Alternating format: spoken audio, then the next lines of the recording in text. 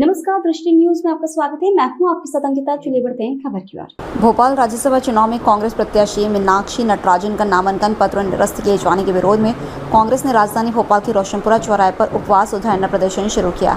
प्रदेश कांग्रेस अध्यक्ष जीतू पटवारी, नेता प्रतिपक्ष उमंग सिंघार, पूर्व मुख्यमंत्री दिग्विजय सिंह सहित कई विधायक और वरिष्ठ नेता उपवास में शामिल हुए। धरना स्थल पर कांग्रेस नेताओं ने भाजपा पर राजनीतिक दबाव और षड्यंत्र के जरिए मीनाक्षी नटराजन का नामांकन निरस्त कराने का आरोप लगाया। नेता प्रतिपक्ष उमंग सिंघार ने कहा कि यह केवल एक उम्मीदवार का मामला नहीं बल्कि लोकतंत्र और संविधान की मूल भावना पर हमला है। उन्होंने कहा, यह लोकतंत्र की हत्या है। सत्ता के बल पर विपक्ष की आवाज़ को दबाने का प्रयास किया जा रहा है। उमंग सिंघार का कहना है कि नामांकन निरस्तीकरण की कार्रवाई पक्षपातपूर्ण है और इससे चुनाव प्रक्रिया की निष्पक्षता पर गंभीर सवाल खड़े होते हैं। प्रदर्शन में बड़ी संख्या में कांग्रेस कार्यकर्ता भी मौजूद रहे और उन्होंने सरकार के खिलाफ नारेबाजी की।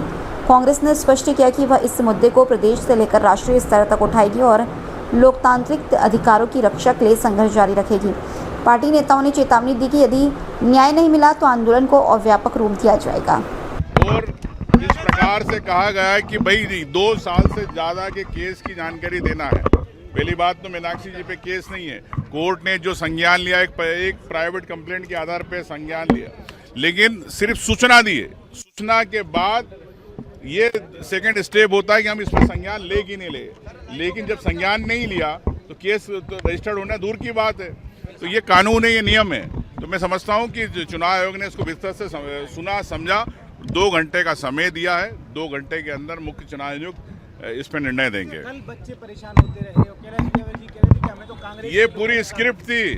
आरओ ने ये बीजेपी के हिसाब से पूरी स्क्रिप्ट लिखी गई थी कि प्लेन को कब परमिशन दी जाएगी, कब उसको टेक ऑफ करने की। जब यहाँ निर्णय हो गया, जब तक 5-6 घंटे प्लेन को रुका गया, तो ये पूरी स्क्रिप्ट के हिसाब से, बीजेपी स्क्रिप्ट के हिसाब से आरओ रिटर्निंग ऑफिसर काम कर रहे थे। बच्चे रो रहे थे, छोटे छोटे बच्चे, 5 घंटे विधायकों के परिवार के बच्चे, 6 महीने के बच्चे बिलख रहे थे, गर्मी में के अंदर लाइन में खड़े थे। तो आप समझ सकते हो कि भारतीय जनता पार्टी ने किस प्रकार से इसको कैप्चर किया।